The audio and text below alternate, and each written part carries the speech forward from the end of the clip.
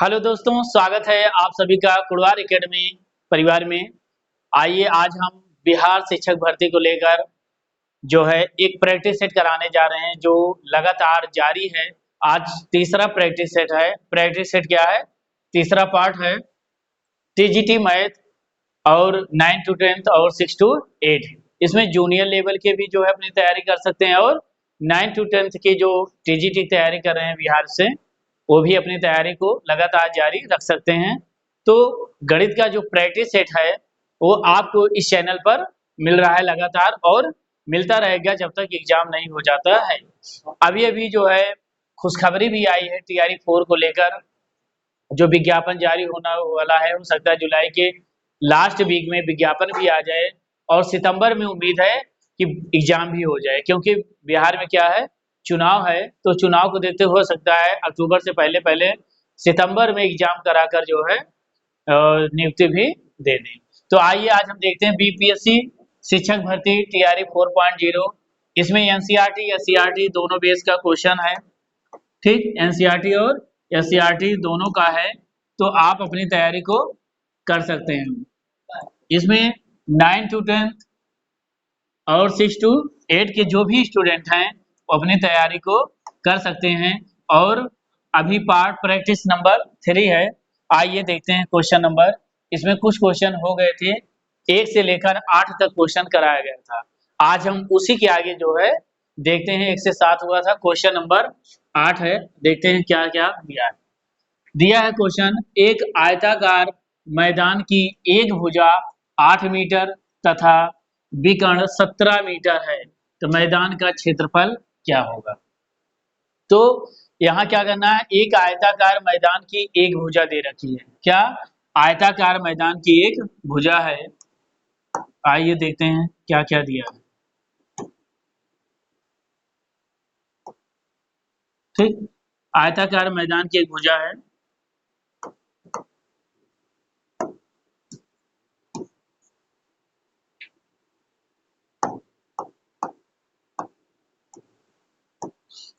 ठीक, ये एक आयत है। ठीक, आयताकार मैदान की एक भुजा दे रखा है, चारों भुजाएं ए बी सी डी। आयताकार मैदान की आमने सामने की जो आयत की भुजाएं होती हैं, आमने सामने की भुजाएं क्या होती हैं? बराबर होती हैं। तो यहाँ हम देखेंगे आयताकार मैदान की एक भुजा दे रखा है क्या? 8 मीटर। क्या दे रखा है? एक भुजा दे रखा है 8 मीटर। ठीक, और दूसरी भुजा नहीं दे रखा है, साथ में दिया है विकर्ण 17 मीटर है। विकर्ण दे रखा है 17 मीटर, एक विकर्ण ये रहा और एक विकर्ण ये रहा, और एक विकर्ण की लंबाई क्या दे रखा है? 17 मीटर। क्या दे रखा है? 17 मीटर। ठीक, अब हमें क्या बताना है, मैदान का क्षेत्रफल क्या होगा। तो मैदान का क्षेत्रफल की बात करें, आयताकार मैदान का क्षेत्रफल क्या होता है? आयताकार मैदान का क्षेत्रफल बराबर होता है लंबाई गुणे चौड़ाई। लंबाई गुणे चौड़ाई। तब हमें लंबाई मालूम है, आयत की लंबाई एक भुजा दे रखा है, मान लो लंबाई क्या है? 8 मीटर दे रखा है, चौड़ाई हमें नहीं मालूम है। ठीक, लंबाई ये 8 मीटर दे रखा है, चौड़ाई हमें नहीं मालूम है। तो इसके लिए क्या करते हैं, अगर विकर्ण दे रखा है, ठीक, विकर्ण डी बराबर क्या दे रखा है? 17 मीटर। क्या दे रखा है? 17 मीटर दे रखा है। तो हमें क्या निकालना है, आयताकार मैदान की मैदान का क्षेत्रफल। तो लंबाई हमें मालूम है और हमें क्या, चौड़ाई नहीं मालूम है। तो क्या करते हैं, विकर्ण का जो विकर्ण होता है, विकर्ण डी बराबर होता है डी स्क्वायर बराबर लंबाई का स्क्वायर प्लस क्या होता है? चौड़ाई का स्क्वायर। लंबाई का स्क्वायर प्लस चौड़ाई का स्क्वायर। तो यहाँ हम देखेंगे विकर्ण मालूम है क्या? 17। 17 का स्क्वायर करेंगे, कितना है? 17। ठीक, 17 का हम स्क्वायर करेंगे। ठीक, 17 का स्क्वायर प्लस लंबाई क्या दे रखा है? 8 मीटर, 8 का स्क्वायर प्लस चौड़ाई हमें नहीं मालूम है, चौड़ाई क्या करना है? हमें निकालना है। ठीक, आगे हम देखते हैं।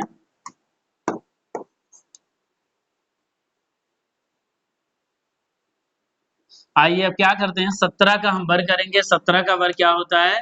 289 बराबर 8 का वर्ग क्या होगा, 8 9 64 और प्लस चौड़ाई का स्क्वायर। अब क्या करेंगे, 64 क्या करेंगे, इसको हल करेंगे, 289 64 लेफ्ट साइड में जाएगा तो क्या हो जाएगा बच्चों, माइनस हो जाएगा। 64 बराबर क्या हो जाएगा, चौड़ाई।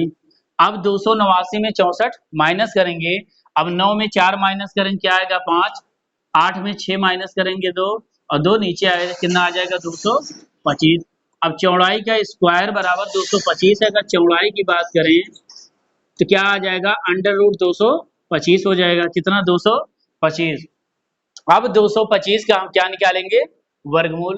तो 225 का जब वर्गमूल निकालेंगे तो क्या होता है, 15 का स्क्वायर होता है, 15 15 में क्या होता है 225, तो वर्गमूल क्या निकल के आएगा 15। इसका मतलब जो चौड़ाई आ गई कितने आ गई, अगर आयत की चौड़ाई की बात करें तो बच्चों क्या आ गई 15 मीटर आ गई। हमें निकालना क्या था, आयताकार मैदान का क्षेत्रफल। तो जब लंबाई चौड़ाई मालूम हो गई तो लिखेंगे आयताकार मैदान का क्षेत्रफल, आयताकार मैदान का क्षेत्रफल, आयताकार मैदान का क्षेत्रफल बराबर फार्मूला लगा देंगे, लंबाई गुणे क्या होता है चौड़ाई।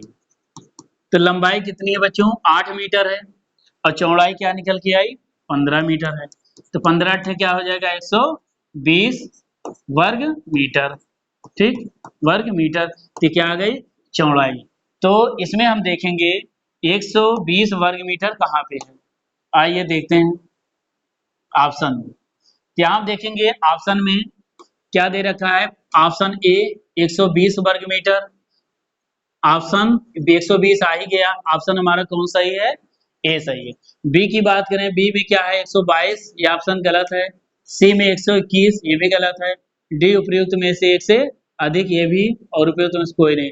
ऑप्शन कौन सही हुआ, ए 120 वर्ग मीटर। तो आप इसका स्क्रीनशॉट ले लें या नोट कर लें। आइए अगला क्वेश्चन देखते हैं, पहले आप इसको नोट कर लें, ठीक। आइए इसके बाद हम अगला क्वेश्चन देखते हैं क्या है, क्वेश्चन नंबर 9। क्वेश्चन नंबर 9 क्या दिया है, यदि वर्गों के यदि वर्गों के परिमाप 12 सेंटीमीटर तथा 24 सेंटीमीटर है तो बड़े वर्ग का क्षेत्रफल छोटे वर्ग के क्षेत्रफल का कितने गुना है, ठीक, कितने गुना है। तो आइए देखते हैं, दो वर्ग दे रखा है, कितने, दो वर्ग का परिमाप दे रखा है, आइए देखते हैं।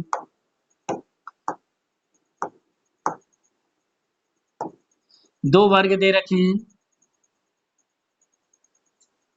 ठीक, एक ये रहा और एक ये रहा, ठीक, दो वर्ग हैं। अब इनमें क्या दे रखा है, सबका परिमाप मान रख दें ए बी सी डी और एक मान दे दें पी क्यू आर यस है, ठीक। कह रहा है यदि दो वर्गों के परिमाप 12 सेंटीमीटर है, पहले वर्ग का परिमाप बराबर दे रखा है क्या है 12 सेंटीमीटर, और पहले वर्ग का, दूसरे वर्ग का परिमाप क्या दे रखा है, परिमाप 24 सेंटीमीटर है, क्या है 24 सेंटीमीटर है। तो यहां हम देखेंगे जो वर्ग का परिमाप बराबर होता है, वर्ग का परिमाप बराबर होता है 4 गुणे भुजा, 4 गुणे क्या होता है भुजा, भुजा मान लो ए है।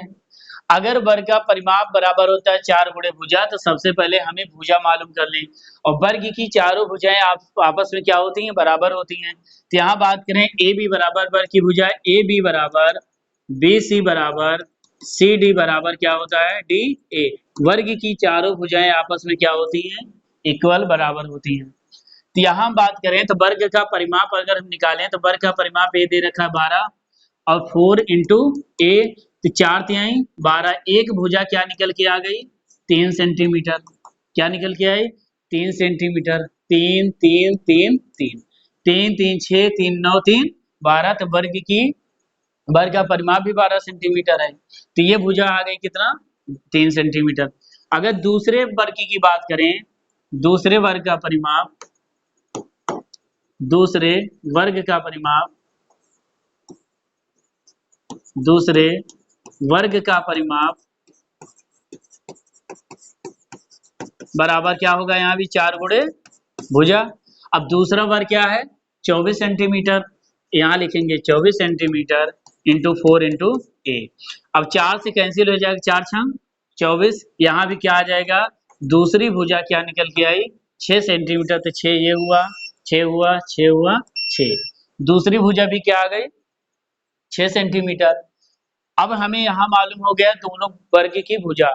आप क्या दिया है, यदि वर्गों के परिमाप 12 सेंटीमीटर तथा 24 सेंटीमीटर हैं तो बड़े वर्ग का क्षेत्रफल छोटे वर्ग के क्षेत्रफल का कितने गुना है।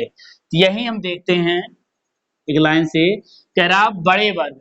अब देखा जाए सबसे बड़ा कौन है, बड़ी भुजा 6 है, छोटी भुजा क्या है 3 है, तो सबसे बड़े वर्ग का क्षेत्रफल लिखेंगे, बड़े वर्ग का क्षेत्रफल बराबर, बड़े वर्ग का क्षेत्रफल बराबर क्या हो जाएगा, छोटे वर्ग का क्षेत्रफल, छोटे वर्ग का क्षेत्रफल। तो वर्ग का क्षेत्रफल बराबर क्या होता है बच्चों, क्या होता है, वर्ग का स्क्वायर। तो बड़े वर्ग का, सॉरी, वर्ग भुजा का स्क्वायर, तो वर्ग का क्षेत्रफल होता है भुजा का स्क्वायर। तो भुजा क्या है, सबसे बड़ी भुजा 6 है, 6 का स्क्वायर कर दो। छोटे वर्ग की भुजा क्या है 3, 3 का स्क्वायर कर देंगे, तो 6 का वर्ग क्या हो जाएगा 36, और 3 का वर्ग क्या हो जाएगा 9, क्या हो जाएगा 9। तब देखेंगे, कह रहा बड़े वर्ग का क्षेत्रफल छोटे वर्ग का कितने गुना है। तब यहाँ देखें कितना गुना जा रहा है, 9 से अगर बात करें 36 कितने गुना हो रहा है, 9 चौ 36। इसका मतलब क्या है, बड़े वर्ग की जो भुजा है, बड़े वर्ग की जो भुजा है कितने गुना है, 4 गुना, कितने गुना 4 गुना, 9 चौ 36। जो बड़े वर्ग की भुजा है छोटे वर्ग की भुजा का 4 गुना है। ठीक, इसका क्षेत्रफल क्या है 4 गुना। हम ऑप्शन में देखेंगे, पहला ऑप्शन क्या है, ए 3 गुना, ठीक गलत। बी की बात करें 2 गुना, ए भी गलत। सी की बात करें 5 गुना, ए भी गलत। उपर्युक्त में से एक से अधिक, क्या एक से अधिक आ रहा, नहीं, उपर्युक्त में से कोई नहीं। इसका मतलब ऑप्शन कौन सही है, ई सही है। 4 गुना किसी ऑप्शन में दिख रहा है, नहीं, इसका मतलब उपर्युक्त में से कोई नहीं। ऑप्शन कौन सही हुआ, ई। तो बड़े वर्ग का क्षेत्रफल छोटे वर्ग का 4 गुना है। आप इसका स्क्रीनशॉट ले लें या नोट कर लें, फिर हम देखते हैं अगला क्वेश्चन। आइए देखते हैं क्वेश्चन नंबर अगला है, क्वेश्चन नंबर 10 दिया है। क्वेश्चन नंबर 10 देखेंगे, बिंदु ए बी तथा सी के कार्तीय निर्देशांक क्रमशः दिया है 1 कामा -1, 3 कामा -4 तथा 5 कामा -7 है। तब त्रिभुज ABC है। हमें बताना है त्रिभुज ABC क्या है, समबाहु त्रिभुज, समद्विबाहु त्रिभुज, समकोण त्रिभुज, उपयुक्त में से कोई एक से अधिक, उपयुक्त में से कोई नहीं। तो हमें निर्देशांक दे रखा है, 3 बिंदु के निर्देशांक दे रखा है। आइए देखते हैं।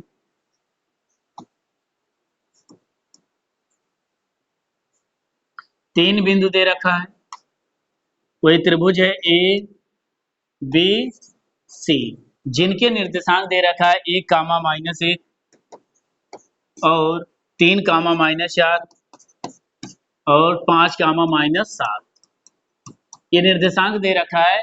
इनमें यहाँ हमें बताना है त्रिभुज ABC क्या है। त्रिभुज ABC क्या है, समबाहु त्रिभुज है, समद्विबाहु त्रिभुज है कि समकोण है। तो यहाँ हम बात करें समबाहु त्रिभुज की, तो समबाहु त्रिभुज जो होते हैं, समबाहु त्रिभुज के तीनों भुजाएं आपस में क्या होती हैं, इक्वल बराबर होती हैं। समबाहु त्रिभुज की तीनों भुजाएं आपस में बराबर होती हैं। बात करें समद्विबाहु त्रिभुज की, समद्विबाहु त्रिभुज की दो भुजाएं बराबर होती हैं। समबाहु त्रिभुज की, समद्विबाहु त्रिभुज की दो भुजाएं बराबर होती हैं, तीसरी भुजा बराबर नहीं होती। समकोण त्रिभुज की बात करें तो इसमें क्या होता है, एक 90 डिग्री का होता है। तो यहाँ हम क्या करेंगे, अगर हम तीनों भुजाएं, पहले तीनों भुजा निकालेंगे, भुजा ए बी, बी सी और सी, ये तीनों भुजा निकालेंगे, देखेंगे तीनों भुजाओं में कौन कौन मान आते हैं। अगर तीनों भुजाएं बराबर आ गई समद्विबाहु त्रिभुज, अगर दो भुजा बराबर आती है समद्विबाहु त्रिभुज, अगर जो है एक क्या है 90 दो कोणों का योग तीसरी भुजा के अगर बराबर होता है तब क्या हो जाता है ये समकोण त्रिभुज। तो आइए हम देखते हैं भुजा ए बी के बीच की दूरी, ए बी भुजा ए बी के बीच की दूरी, ठीक, डी बराबर क्या हो जाएगा under root x2 minus x1 का whole square plus y2 minus y1 का होल स्क्वायर। तो यहाँ हम देखेंगे जो भुजा है x2 की बात करें क्या आ जाएगा, इसको मानेंगे x1 y1, ये क्या हो जाएगा x2 y2। तो x2 का मान क्या है 3 माइनस x1 का मान क्या है 1 का स्क्वायर प्लस y2 बात करें y2 क्या है -4, y1 क्या है -1 माइनस माइनस प्लस 1 का स्क्वायर हो जाएगा अंडर रूट इक्वल टू 3 में 1 माइनस करेंगे क्या आ जाएगा 2 का स्क्वायर प्लस -4 प्लस 1 क्या आ जाएगा घट जाएगा, क्या आ जाएगा -3 का स्क्वायर, -3 का स्क्वायर। इसके बाद क्या करेंगे 2 का स्क्वायर करेंगे क्या आ जाएगा 4 और 3 का स्क्वायर करेंगे 3 त्रिका 9 और माइनस माइनस का स्क्वायर क्या आ जाएगा प्लस, तो 9 4 क्या आ जाएगा 13 अंडर रूट क्या आ जाएगा 13।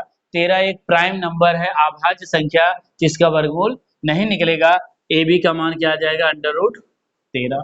इसी प्रकार हम बी सी का निकालेंगे, हम अब एक हम निकाल कर दिखा दिए हैं, दूसरा और तीसरा हम डायरेक्ट करेंगे, ठीक। आइए देखते हैं दूसरा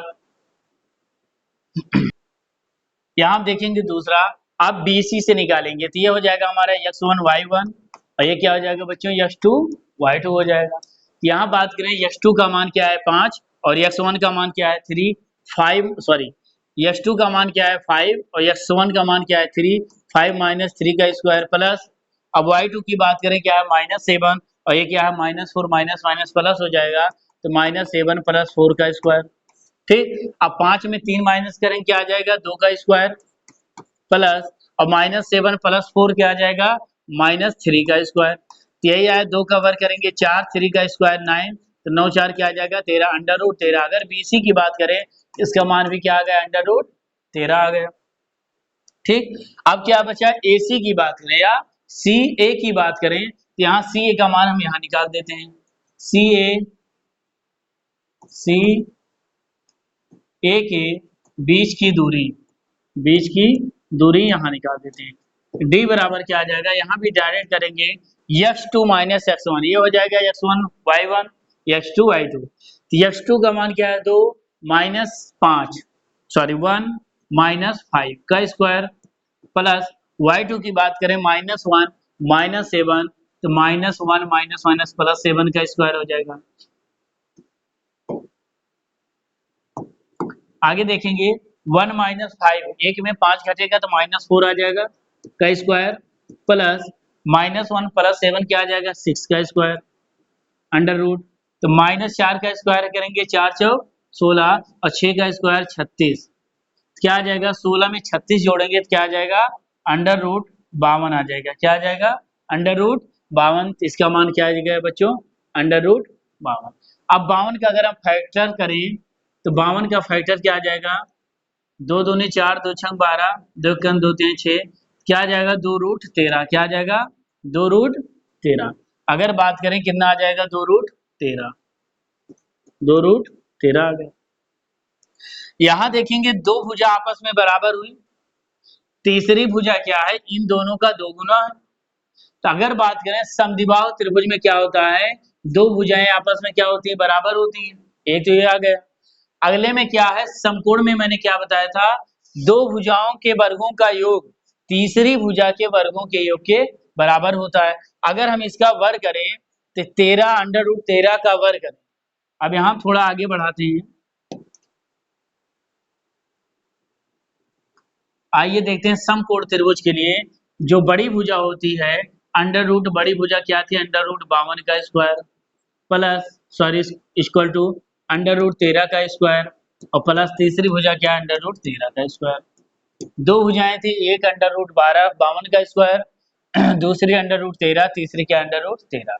अब 52 का जब वर्ग करेंगे अंडर रूट हटके क्या आ जाएगा 52, अंडर रूट 13 का स्क्वायर करेंगे तो क्या आ जाएगा 13 अंडर रूट 13 का स्क्वायर करेंगे क्या आ जाएगा 13।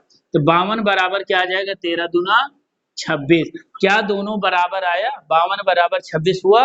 नहीं। इसका मतलब ये क्या है? समकोण त्रिभुज नहीं है। तो क्या निकल के आया बच्चों? दो भुजा आपस में बराबर हुई। इसका मतलब कौन सी भुजा है? त्रिभुज एबीसी क्या है? समद्विबाहु त्रिभुज है। क्या है? समद्विबाहु त्रिभुज है। ऑप्शन नंबर बी हमारा सही हुआ। तो ये बहुत ही आसान है। सबसे पहले क्या करेंगे? तीनों भुजा लिखेंगे। लिखने के बाद बीच की दूरी का फार्मूला लगाएंगे, तीनों भुजा निकालेंगे। तो जो जो नियम होता है सबका, समबाहु त्रिभुज तीनों भुजाएं बराबर, समद्विबाहु त्रिभुज में दो भुजाएं, और समकोण त्रिभुज में दो भुजाओं के वर्गों का योग तीसरी भुजा के वर्गों के योग के बराबर होता है। तो कौन सा नियम फॉलो किया? दो। तो ऑप्शन नंबर दो सही।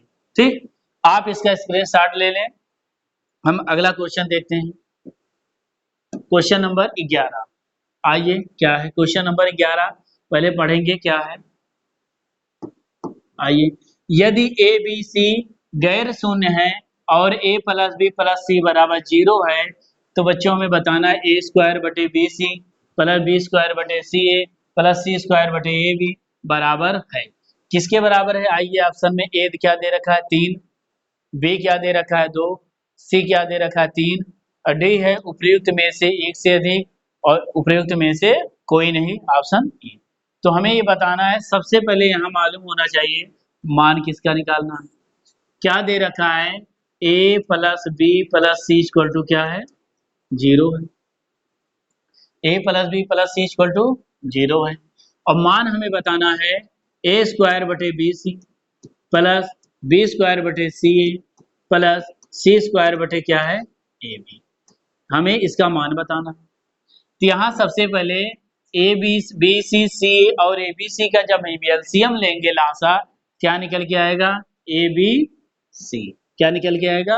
ए बी सी। तो यहाँ बी सी है, अगर यहाँ बी सी है, ए की कमी है, अगर मैं ए से ऊपर नीचे मल्टीप्लाई कर दूं, ए से ऊपर नीचे मल्टीप्लाई कर दूं तो ये हर बराबर हो जाएगा। यहाँ सी ए है, बी की कमी है, अगर बी से मल्टीप्लाई कर दूं यहाँ तो ये बराबर हो जाएगा हर। ए बी है, यहाँ सी की कमी अगर मैं सी से मल्टीप्लाई कर दूं तो तीनों हर ए बी सी बराबर हो जाएंगे। तो अंश में गुणा करके अंश को आपस में जोड़ लेंगे। आइए देखते हैं, ए स्क्वायर में ए से गुणा होगा तो क्या आ जाएगा? A cube, plus B square में बी से मल्टीप्लाई होगा क्या आ जाएगा? B cube, plus C square में सी से मल्टीप्लाई करें क्या आ जाएगा? C cube. तो मान क्या निकल के आए? A cube plus B cube plus C cube आया, और बटे ए बी सी। और ऑप्शन में हमें क्या दिख रहा है? नहीं। तो हमें बच्चों फार्मूला हमें पता होना चाहिए क्या? यदि यदि a plus B plus c बराबर 0 है, तो यदि a plus B plus c बराबर 0 है तो a cube plus B cube plus C cube बराबर होता है 3abc। ये फार्मूला है, आप इसको याद करो। क्या होता है? यदि a plus B plus c का मान 0 है तो a cube plus B cube plus C cube बराबर क्या होता है? 3abc। अब इसी फार्मूले पे हम इसको रख देंगे। तो A cube plus B cube plus C cube बराबर क्या है? 3abc, और बटे क्या है? abc। abc से abc कैंसिल हो गया बच्चों, क्या मान आया? 3 आया। क्या आया? 3। ऑप्शन देखेंगे कौन सही है? ऑप्शन ए क्या है? 3 सही। बी में 2 गलत है, सी में ये माइनस होगा, क्या है? माइनस है, ये भी गलत है। डी क्या है? उपयुक्त में से एक से अधिक, गलत, ये भी गलत। ऑप्शन कौन सही है? ए सही है। ठीक, ये बहुत ही आसान है। ये कब आसान है? जब हमें फार्मूला पता होगा तब। तो इससे पहले, सबसे पहले आप इस फार्मूले को नोट कर लें, इसको याद भी कर लें, तो आप इसको चुटकियों में सेकेंडों में कर लेंगे। ठीक, आइए क्वेश्चन नंबर अगला देखते हैं। क्वेश्चन नंबर 12 क्या दे रखा है? बहुपद से। कहां से? बहुपद से क्वेश्चन पूछा गया है। आइए देखते हैं। यदि बहुपद x cube plus 3k plus के, ये क्या है बच्चों? यक्स है। क्या है? 3x प्लस के का एक शून्यक 2 है, तो k का मान हमें बताना है। किसका? k का मान बताना है। X cube plus 3x plus के, अगर कोई बहुपद का एक शून्यक दे रखा है अल्फा बराबर 2, क्या दे रखा है? अल्फा बराबर 2 या x बराबर x का मान तो क्या होता है, 2 मान होते हैं, 2 दे रखा है, तो जो समीकरण बनता है क्या हो जाता है, अगर एक शून्य दिया है 0 तो उसका मान क्या हो जाता है 0। कोई भी एक शून्य दिया हो तो समीकरण का मान क्या हो जाता है 0। अब अगर एक शून्य दे रखा है तो हम इस समीकरण में शून्य का मान रखेंगे। चलिए देखते हैं, 2 का घन करेंगे प्लस 3 इंटू एक्स क्या है 2 पहला शून्य प्लस के इक्वल टू क्या हो जाएगा 0। यही मान रखते हो। 2 का घन करेंगे क्या आ जाएगा 8 प्लस 3 दूनी 6 प्लस के इक्वल टू क्या हो जाएगा 0। 8 6 14 प्लस के इक्वल टू क्या आ जाएगा 0। के बराबर 14 इधर आ जाएगा तो -14।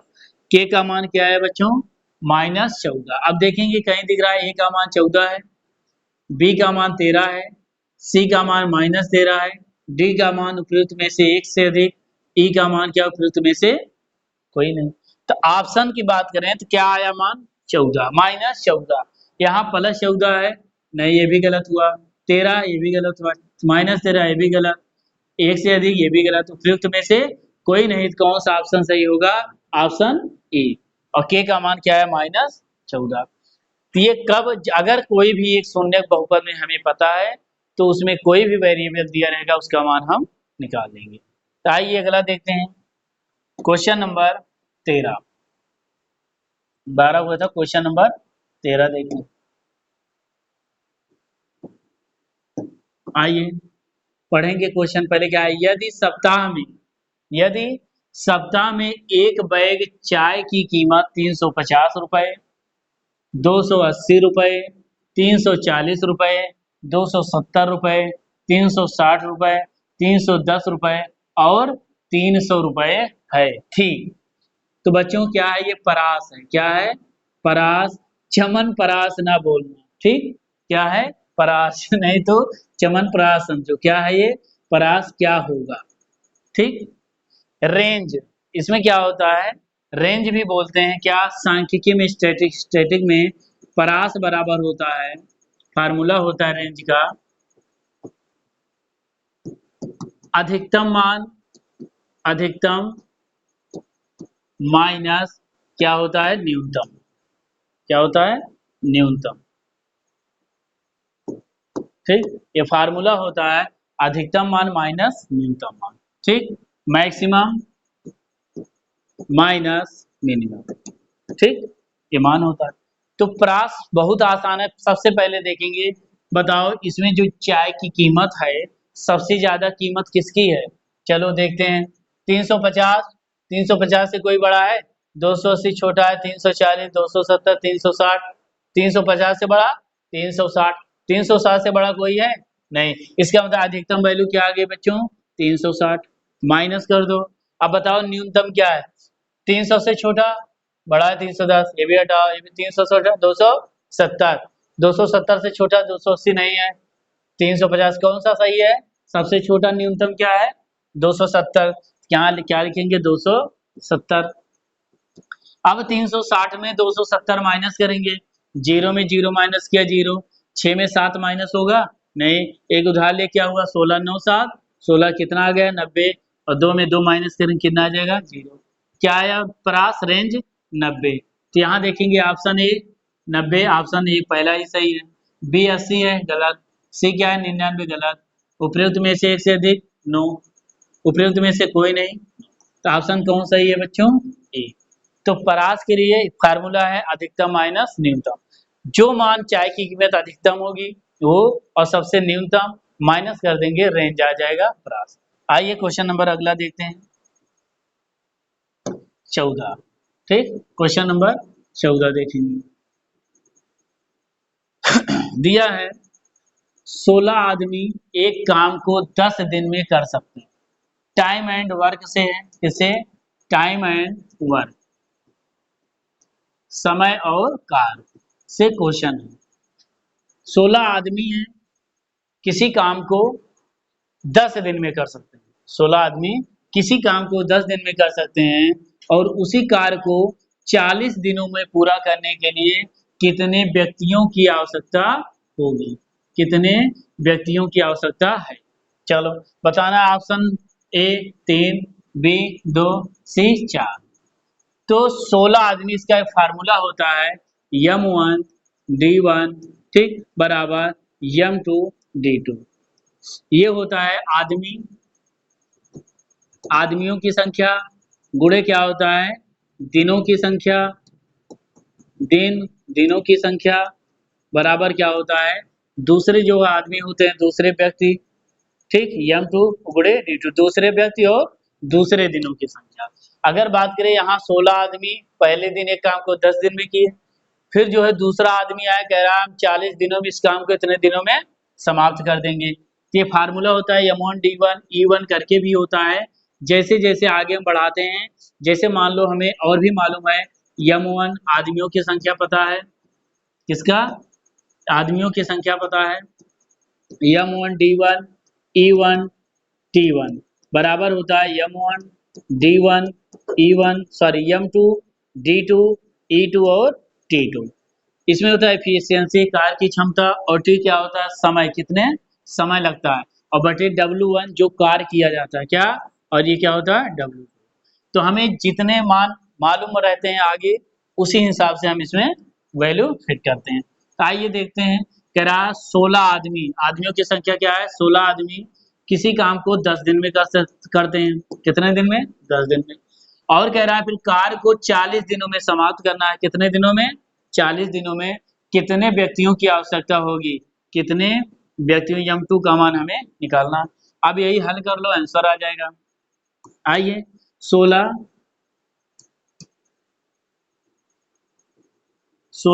गुणे 10। अब यहाँ देखिए M2 क्या है गुणे में 40, यहाँ क्या आ जाएगा 40 भाग में बराबर क्या आ जाएगा M2। 0 से 0 कैंसिल हुआ, 4 चौक 16, तो 4 M2 का मान क्या आ गया 4 व्यक्ति। इसका मतलब इस काम को करने के लिए 4 व्यक्तियों की आवश्यकता है। तो ऑप्शन में देखेंगे ऑप्शन ए क्या है 3 आदमियों की 9, बी क्या है 2 आदमियों की आवश्यकता 9, सी क्या है 4 आदमी। इसका मतलब सी ऑप्शन क्या है सही है। कितने आदमियों की आवश्यकता है 4 आदमियों की। डी में क्या है उपयुक्त में से एक से अधिक, गलत। ऑप्शन ई उपयुक्त में से कोई नहीं, ये भी क्या है गलत। कौन सा ऑप्शन सही हुआ 4। ठीक, आप इसका स्क्रीनशॉट ले लें। अगला हम देखते हैं क्वेश्चन नंबर आज का ये लास्ट है, क्वेश्चन नंबर 15। ठीक, ये क्वेश्चन क्या है लास्ट है, आइए देखते हैं। उसी प्रकार ये भी है, चलो 56 पुरुष एक कार्य को 24 दिनों में पूरा कर सकते हैं। ये भी क्या है टाइम एंड वर्क का ही है, टाइम एंड वर्क का क्वेश्चन है, समय और कार्य। और 42 पुरुष समान कार्य को कितने दिनों में पूरा कर सकते हैं, इसको आप खुद लगा लेंगे। क्या दिया है 56 पुरुष एक कार्य को 24 दिनों में कर सकते हैं, तो 42 पुरुष वही समान कार्य को कितने दिनों में पूरा कर सकते हैं।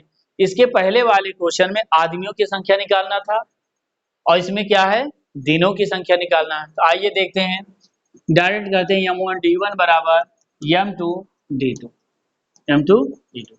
तो क्या है 56 पुरुष किसी कार्य को 24 दिनों में करते हैं, वही कार्य है 42 पुरुष समान कार्य को कितने दिनों में पूरा करते हैं। अभी हमें यहाँ दिनों की संख्या निकालना है, तो 56 गुणे 24, ये 42 आ जाएगा यहाँ भाग में बराबर D2। तो यहाँ गुणा करेंगे 6 चौक 24, 6 सते 42, 7 एकम 7, 7 8 56। अब गुणा करेंगे 8 चौक 32। इसका मतलब क्या है कितने दिनों में करेंगे 32 दिनों में। 56 पुरुष एक कार्य को 24 दिनों में करते थे।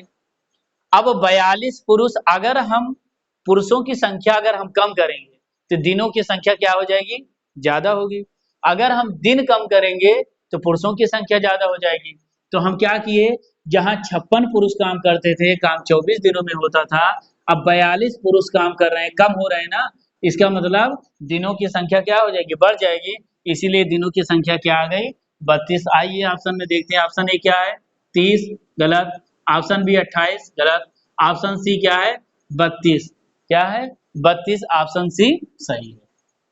तो बच्चों आज ये प्रैक्टिस 3 था, आज इस चैप्टर का लास्ट है। तब अगला जो भी यहीं हम अपनी क्लास को समाप्त करते हैं।